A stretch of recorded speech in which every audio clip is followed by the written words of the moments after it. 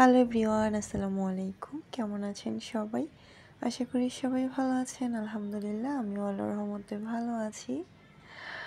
প্রথমেই হচ্ছে মিষ্টি দিয়ে শুরু, মানে সুন্দর একটা গুড নিউজ আছে। সেটা যদিও আমি আজকে বলবো না, পরে এক সময় আপনাদের সাথে শেয়ার করব। সকালবেলা ব্রেকফাস্টটা সেরে নিলাম। এখানে লাচ্ছি, আমের জুস, তারপরে আম ছিল, মিষ্টি, দই, চিড়া, মুড়ি, এগুলো দিয়ে হচ্ছে ব্রেকফাস্টটা সেরে নিলাম। তারপরে হচ্ছে রান্নাবান্না চলে গেলাম, যেহেতু বাহিরে খুব বৃষ্টি হচ্ছে। আর বৃষ্টির দিনে হচ্ছে শুধু খাওয়া দাওয়া আর কি, ঘরে বসে বসে সময় কাটানো।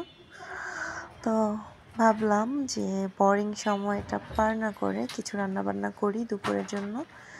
এখানে আমি লাল শাক আলু দিয়ে ভাজি করেছিলাম, আর এখানে সাফামুড়ির জন্য হচ্ছে মুরগির মাংস রান্না করলাম। এই পাশে হচ্ছে আমি ডাল রান্না করছিলাম, আর আজকের ডালটা আমি রান্না করছি আমড়া দিয়ে, কারণ আমার কাঁচা আম, আমড়া, বিলম্ব এগুলো দিয়ে ডাল রান্না করতে খুবই ভালো লাগে আর খেতেও দারুণ লাগে।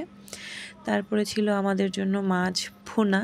আচ্ছা, এখানে একটা ছোট্ট কথা শেয়ার করি, সেটা হচ্ছে এই যে আমি প্রতিদিন চিকেন রান্না করি, আসলে সাফা ওর জন্য আমি চিকেন রান্না করি ঠিক আছে, কিন্তু ও কিন্তু চিকেন খায় না।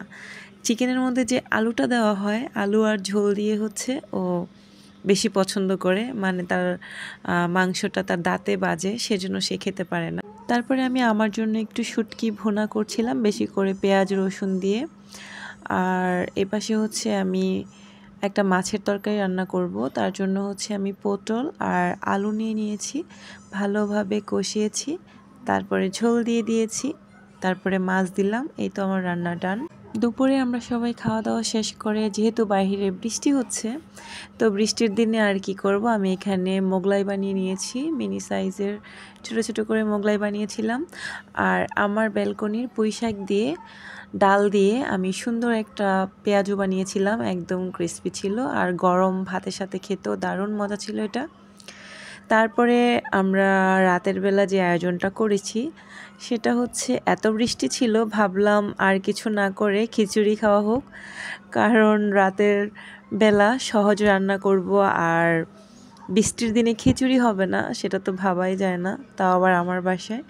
তো আমি এখানে মুরগির মাংস নিয়ে নিয়েছিলাম রাতের জন্য, আমাদের সবার জন্য। মুরগির মাংসটা আমি ভালোভাবে কষিয়ে তারপরে আমি এর মধ্যে ঝোল দিয়ে দিয়েছি।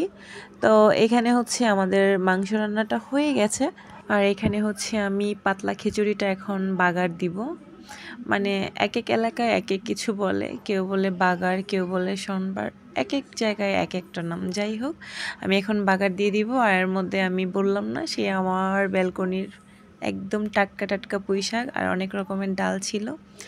তো বাগারের জন্য বেশি করে পেঁয়াজ, রসুন, আস্ত জিরা দিয়ে দিয়েছি, সাথে শুকনো মরিচ। এখন আমি বাগার দিয়ে দিব। এই তো ছোট্ট একটা ভিডিও আপনাদের সাথে শেয়ার করলাম, কেমন হয়েছে অবশ্যই কমেন্ট করে জানাবেন।